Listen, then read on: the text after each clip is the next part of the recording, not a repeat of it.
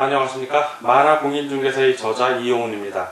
오늘은 부동산 공법 문제풀이 22강 시간으로서 211번부터 220번 문제를 함께 풀어보도록 하겠습니다. 자, 지금부터 211번 문제 시작하겠습니다.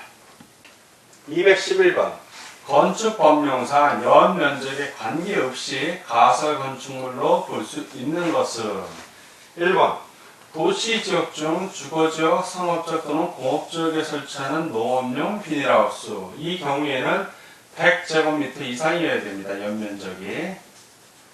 2번 전시를 위한 견본주택. 견본주택 같은 경우에는 연면적에 관계없이 그냥 가설 건축물입니다. 3번 조립식 구조로 된 경비용으로 쓰이는 가설 건축물. 이 경우에는 10제곱미터 이상이어야 합니다. 4번 물류창고. 이거는 건축물입니다. 건축물. 가설 건축물이 아니라 그냥 건축물이고. 5번 도시지역 중 주거지역, 상업지역 또는 공업지역에 설치하는 어업용 비닐하우스. 역시 1번과 마찬가지로 100제곱미터 이상이어야 합니다. 자, 면적과 관계없이 가설 건축물로 볼 수 있는 것은 그래서 211번 2번 전시를 위한 견본주택이 되겠습니다. 212번 건축 허가에 대한 다음 설명 중 틀린 것은 1. 도시계획시설 또는 그 예정지에 건축하는 가설 건축물은 건축 허가를 받는 대신 신고하고 건축할 수 있다. 틀렸죠? 신고하고 건축하는 것이 아니라 반드시 건축 허가를 받아야 됩니다. 허가. 그래서 X.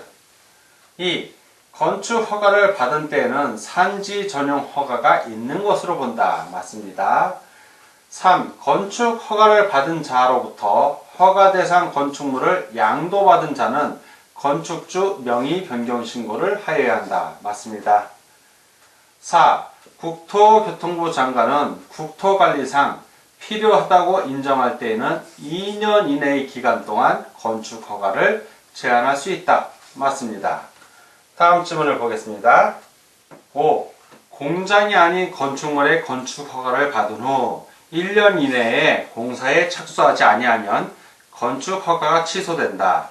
다만 정당한 이유가 있는 때에는 1년의 범위 안에서 공사의 착수 기간을 연장할 수 있다. 맞습니다. 다 오고 하나만 X. 틀린 것을 고르니까 212번은 1번이 정답이 되겠습니다. 다음 213번 문제입니다. 213번 건축법령상 사용승인을 사자입니다. 사용승인을 받은 건축물을 용도 변경하기 위해 허가를 필요로 하는 경우는 자 허가입니다. 용도 변경 허가 또는 용도 변경 신고할 때는 여러분들이 기본적으로 9개의 시설군을 알고 계셔야 돼요. 그래서 9개 시설군 우리 교재에 자, 산, 전, 그 다음에 문영교, 자선전, 문영교, 그리고 근주바 이렇게 암기하게 써놨습니다. 근주바. 그래서 여기 1번부터 9번까지 있는데 1번부터 9번으로 내려가는 용도 변경. 자, 이렇게 1번에서 9번으로 내려가는 용도 변경은 신고만 하면 됩니다. 신고. 그런데 반대로 9번에서 1번 쪽으로 올라가는 거 이런 것은 허가를 받아야 된다. 허가. 지금 문제의 경우는 허가 받는 거니까 9번에서 1번 쪽, 상위 용도구로의 변경을 얘기하는 겁니다. 그런 걸 찾으라는 얘기입니다. 1. 업무시설을 판매시설로 용도 변경하는 경우. 자, 업무시설은 8번 주거 및 업무시설군이고 판매시설은 5. 영업시설에 해당이 됩니다. 그러니까 올라가는 거죠. 그러니까 이거는 허가받아야 되는 거 바로 1번이 답이 됩니다. 나머지는 다 신고해도 되는 것들입니다. 보겠습니다. 1. 숙박시설을 제1종 근린생활시설로 용도 변경하는 경우. 자, 숙박시설은 5. 영업 시설군에 해당이 되는데 근린생활시설, 제1종 근린생활시설은 7번에 해당이 됩니다. 아래로 내려가니까 이거는 허가. 자, 3. 장례식장을 종교시설로. 장례식장은 산업 등 시설군에 속합니다. 그런데 종교시설은 문화집회시설에 속하기 때문에 이 경우에는 신고 대상이 되겠습니다. 자, 4번 수련시설을 공동주택으로 용도 변경하는 경우 수련시설은 6번의 교육 및 복지시설군에 해당이 되고 공도시설은 8번 주거 업무시설에 해당되어 밑으로 내려갑니다. 역시 신고하면 되는 겁니다. 5. 공장을 관광 휴게시설로 용도 변경하는 경우. 공장은 이 산업 등 시설군 여기에 속하죠. 그리고 관광 휴게시설은 4번 문화집회시설군에 속합니다. 그래서 밑으로 내려가니까 역시 이런 경우는 신고만 하면 됩니다.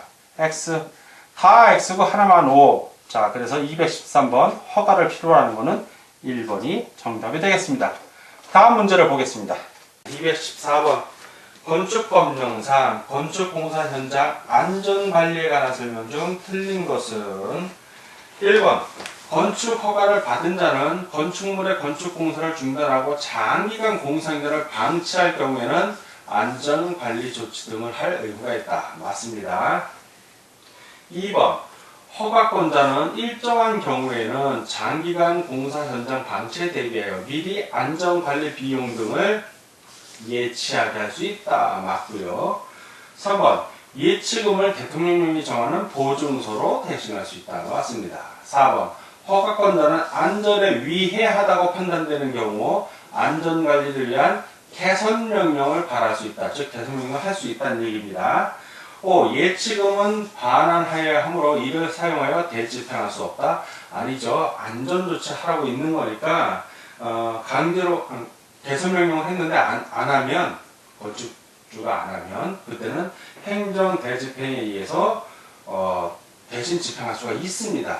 또한 대집행을 했는데 대집행 비용이 이미 예치금보다 많을 경우에는 그 차액을 추가 징수도 가능하다는 것도 아울러 알아주시기 바랍니다. 그래서 X 다 오고 하나만 해서 틀린 걸 고르니까 214번은 5번이 정답이 되겠습니다. 다음 215번 문제를 같이 보도록 하겠습니다. 215번 건축법령상 건축물의 공사 관리에 관한 설명 중 틀린 것은 1번 사용 승인을 받은 후 10년 이상이 되어 리모델링이 필요한 건축물을 리모델링하는 경우 건축주가 건축사를 공사 관리자로 지정해야 한다. 리모델링 하는 경우는 사용 승인 받은 후 10년이 아니라 15년 이상이 되고 15년 이상이 돼서 리모델링 할 경우에 공사 관리자 지정해야 됩니다. X 2번 공사 관리자는 공사 관리를 할 때 건축법 등에 위반된 사항을 발견하거나 공사 시공자가 설계 도서대로 공사를 하지 아니하면 이를 건축주에게 알린 후 공사 시공자에게 시정하거나 재시공하도록 요청하여야 한다. 맞습니다. 3. 2의 경우, 즉 공사 시공자에게 시정하거나 재시공하도록 요청한 경우입니다. 공사 시공자가 시정이나 재시공 요청에 따르지 아니하면 공사 관리자는 서면으로 그 건축 공사를 중지하도록 요청할 수 있다. 맞습니다. 4번 공사 관리자는 공사 시공자가 시공이나 재시공 요청을 받은 후 이에 따르지 아니하거나 공사 중지 요청을 받고도 공사를 계속하면 국토해양부령으로 정하는 바에 따라 이를 허가권자에게 보고해야 한다. 맞습니다. 5번 공사 감리자는 감리 중간 보고서, 감리 완료 보고서를 각각 작성하여 건축주에게 제출해야 한다. 맞습니다. 다 오고 하나만 X 틀린 걸 고르니까 215번은 1번이 정답이 되겠습니다. 216번 건축법령상 건축물의 유지관리를 위하여 정기점검 및 수시점검을 실시하여야 하는 자는 자 이건 건축물의 정기점검 수시점검은 건축물 소유자 또는 관리자가 하는 겁니다. 이건 알면 맞추고 모르면 틀리는 문제이죠. 자 5번에 건축물의 소유자 또는 관리자 5번이 정답이네요. 자 216번은 5번이 답이 되겠습니다. 다음 문제를 보겠습니다. 217번 건축법에 규정된 각종 신고에 관한 설명 중 틀린 것은 1. 재해복구, 전람회, 공사용 가설 건축물을 축조하고자 할 때는 미리 신고하여야 한다. 맞고요. 2번 공작물을 축조하고자 할 때는 미리 신고하여야 한다. 맞습니다. 3번 건축공사에 착수하고자 할 때는 미리 신고해야 된다. 즉 착공신고라고 그러죠. 합니다. 4번 건축물을 철거한 때는 30일 이내에 신고해야 한다. 철거 같은 경우는 철거하고 30일 이내가 아니라 철거하기 언제? 전에 신고하는 겁니다. 전에 신고하고 나서 철거하는 겁니다. X. 4. 건축물이 멸실된 데에는 30일 이내 신고해야 된다. 멸실은 맞습니다. 이건 자연재해로 멸실됐기 때문에 본인의 의지하고 상관이 없이 멸실된 거라 멸실된 후 30일 이내에 신고하면 되는데 철거 같은 경우는 자기의 의지, 건축주의 의기로 철거하는 거기 때문에 철거하기 전에 신고해야 된다는 거 꼭 기억해 주시기 바랍니다. 다 오고 하나만 X 틀린 걸 고르니까 217번은 4번이 정답이 되겠습니다. 다음 218번 문제를 같이 보도록 하겠습니다. 218번 건축법령상 특별자치도시사 또는 시장,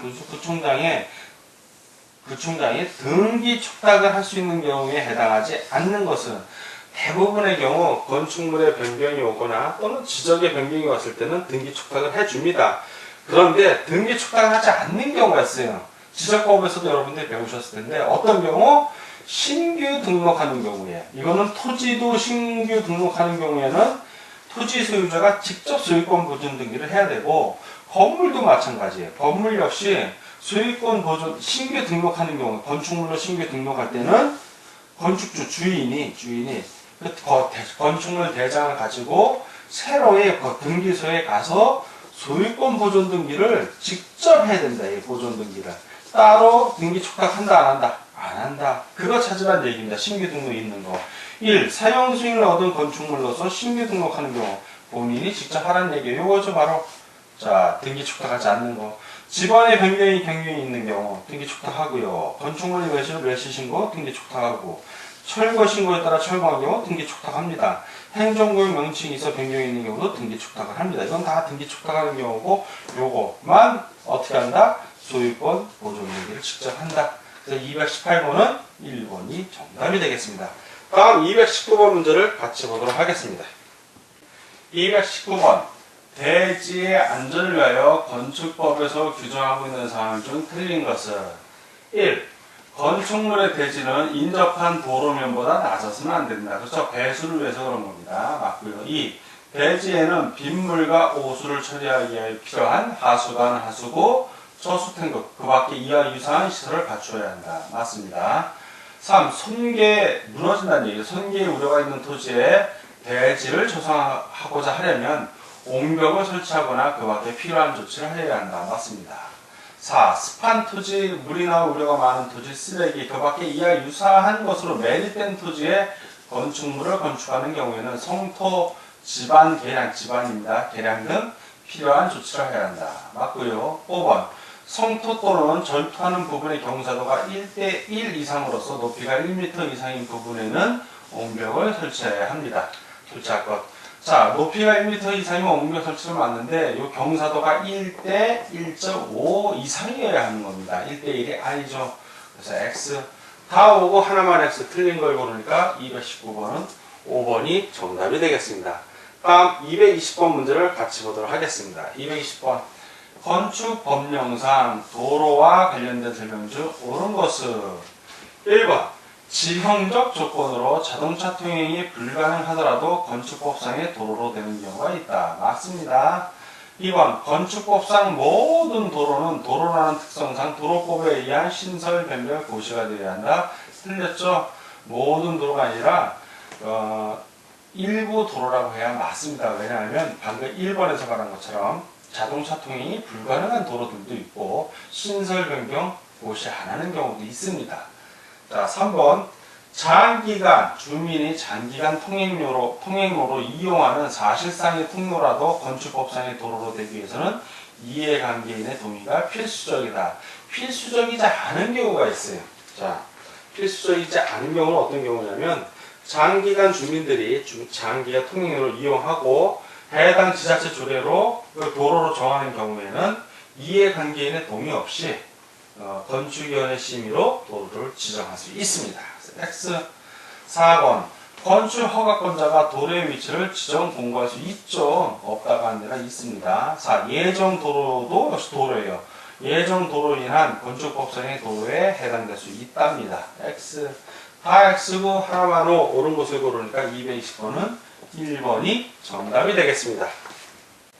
자, 지금까지 부동산 국보 문제풀이 22강 시간이었고 211번부터 220번 문제를 함께 풀어봤습니다. 오늘도 문제 푸느라고 수고 많으셨습니다. 다음 시간에 뵙겠습니다. 감사합니다.